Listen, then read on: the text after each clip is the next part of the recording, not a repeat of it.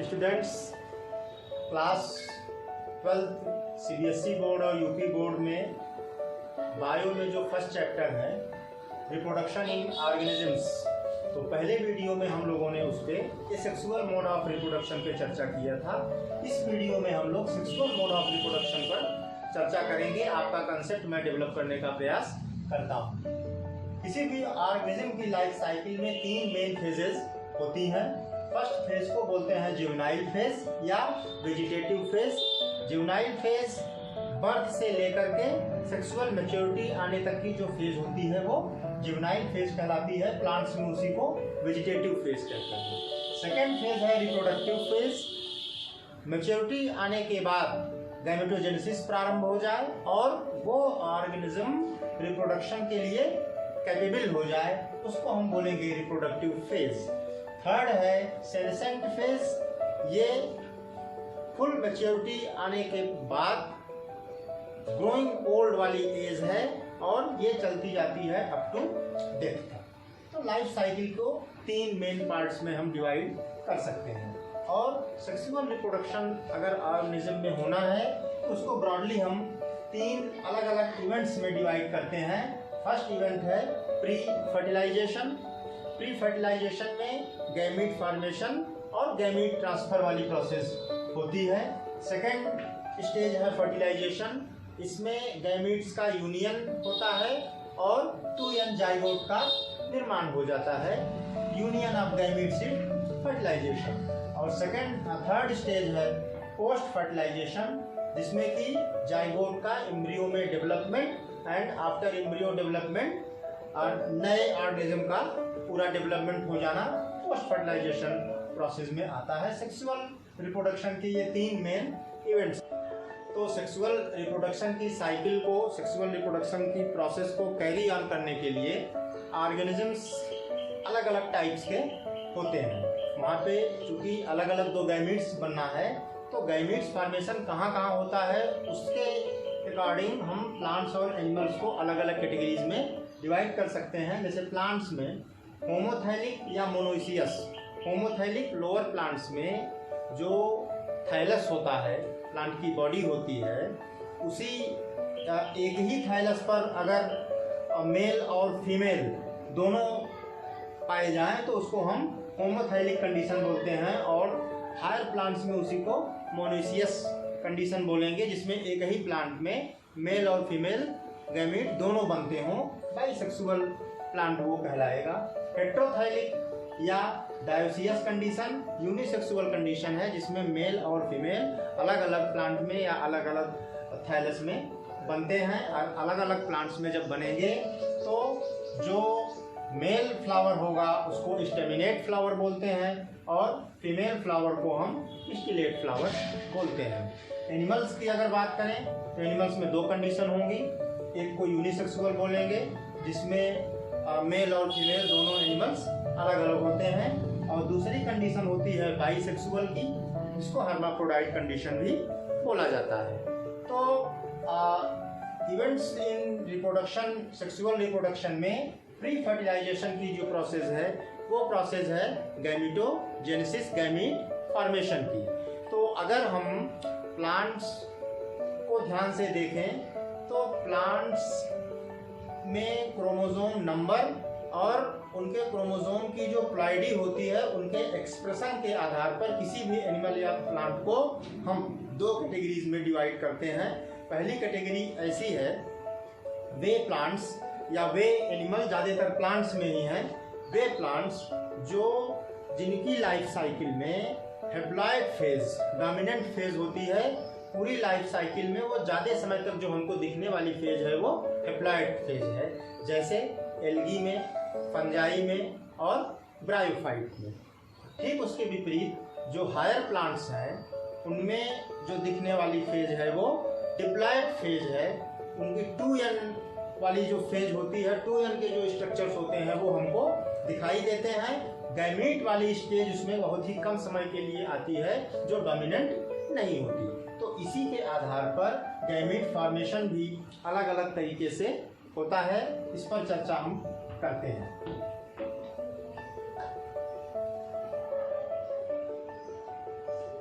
देखिए अगर haploid organism है,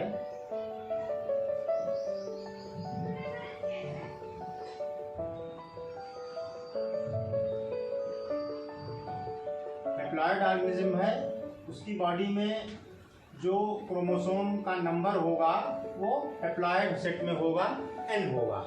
और गैमीट फॉर्मेशन के बाद दो गैमीट्स आपस में मिल जाते हैं।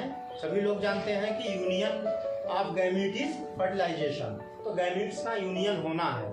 अब जरा एक दूसरी कंडीशन देखिए जो डिप्लॉयड ऑर्गेनिजम्स होते हैं।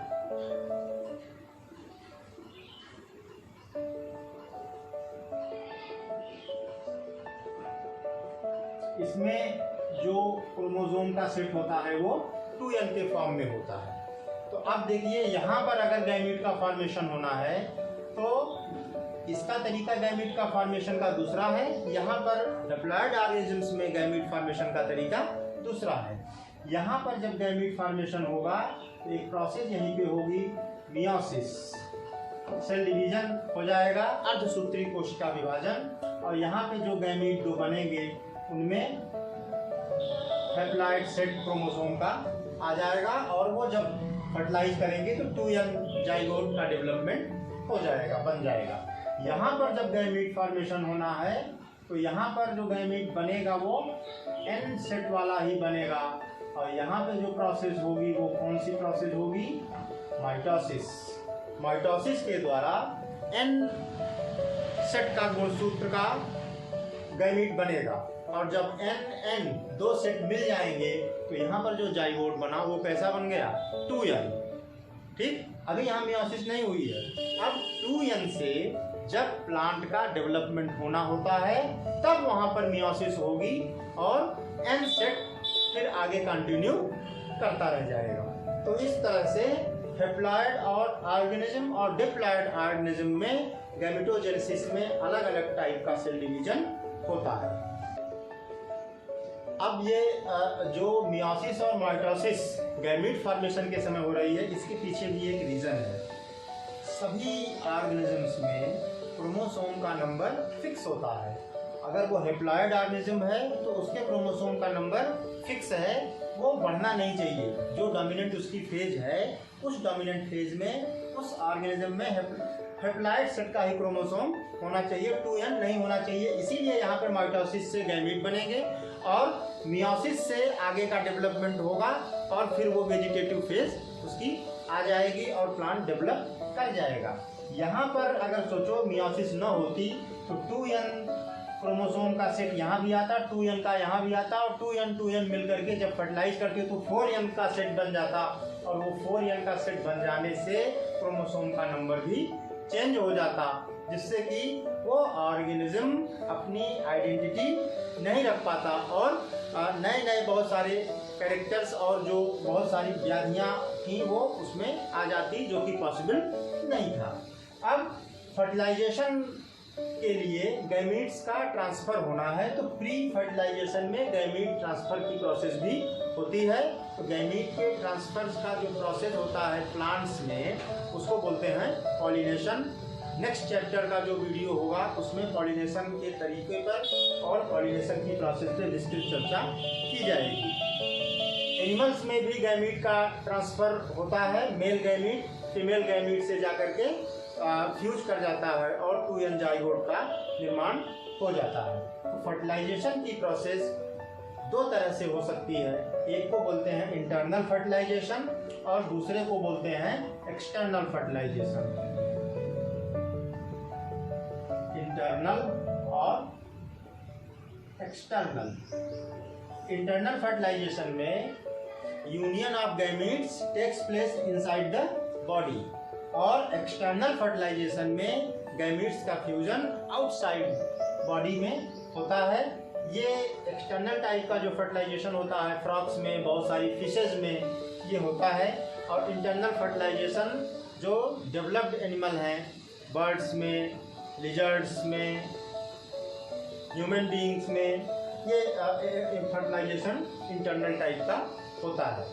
अब नंबर ऑफ गैमीट्स जो बनते हैं, मेल गैमीट्स जनरली बहुत अधिक संख्या में बनते हैं in comparison to female gamete, और इसके पीछे रीज़न ये है कि सारे मेल गैमीट्स में से एक ही 2 या 4 मेल गैमीट ऐसे होते हैं जो फीमेल गैमीट तक पहुंच पाते हैं। तो इस कंपेंसेशन को पूरा करने के लिए और इसकी क्लियरिटी रहे कि फ्यूजन अवश्य हो जाए, नंबर ऑफ मेल गैमीट्स बहुत ज़्यादा बनते हैं।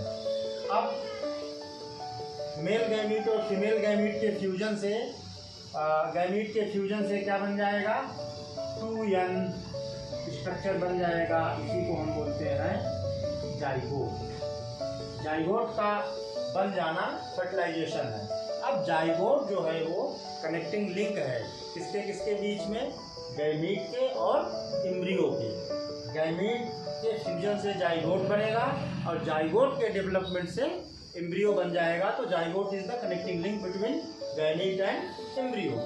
अब जाइगोट का जो डेवलपमेंट होगा आगे, उसको हम लेते हैं पोस्ट फर्टिलाइजेशन चेंज में।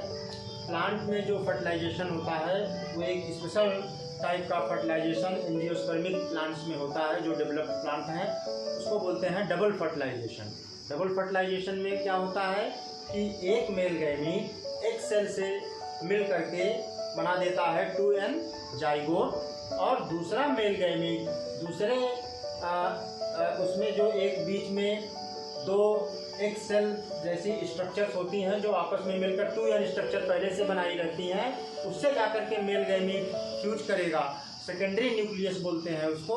सेकेंडरी न्यूक्लियस से फ्यूज करके बना देगा 3n स्ट्रक्चर, और उस 3n स्ट्रक्चर से एंडोस्पर्म का डेवलपमेंट हो जाता है, और 2n स्ट्रक्चर जो होगा वो डेवलप करके एम्ब्रियो बना देगा। फर्टिलाइजेशन के बाद प्लांट्स में जो ओव्यूल होगा वो डेवलप करके सीड बना देगा, और ओवरी जो है वो राइपेंड ओवरी जो होगी वो फ्रूट का निर्माण कर देगी। तो इसका अर्थ ये हुआ कि after fertilization in plants ovary matures into fruit inside which ovule is situated, that ovule is seed. और सीड के अंदर ही क्या रहेगा, 2n जाइगोट, और जाइगोट को न्यूट्रिशन मिलता है जो 3n स्ट्रक्चर बना डबल फर्टिलाइजेशन के बाद, जिसको एंडोस्पर्म बोलते हैं। और ओवरी की जो वाल है, ओवरी की वाल जो है वो फ्रूट वाल बना देगी। ओव्यूल के चारों ओर जो इंटेगुमेंट है वो पेरिकार्प बना देगा, और इस तरह से पूरे फ्रूट का डेवलपमेंट पोस्ट फर्टिलाइजेशन चेंज के बाद हो जाता है। तो ये सेक्सुअल रिप्रोडक्शन की जो प्रोसेस थी उसका एक ब्रीफ आइडिया इस वीडियो में हमने देने का प्रयास किया। अब जो अगला वीडियो होगा रिप्रोडक्शन इन फ्लावरिंग प्लांट्स, उसमें हम एक एक प्रोसेस पर विस्तृत में चर्चा करेंगे। एनिमल्स में जो नेक्स्ट जनरेशन बनती है वो 2 तरीकों से पोस्ट फर्टिलाइजेशन चेंजेस उसमें होता है। एक तो ऐसे एनिमल्स होते हैं जो अंडे देते हैं, उनको बोलते हैं ओविपेरस, और दूसरे टाइप के एनिमल्स हैं जो बच्चे देने वाले एनिमल्स होते हैं।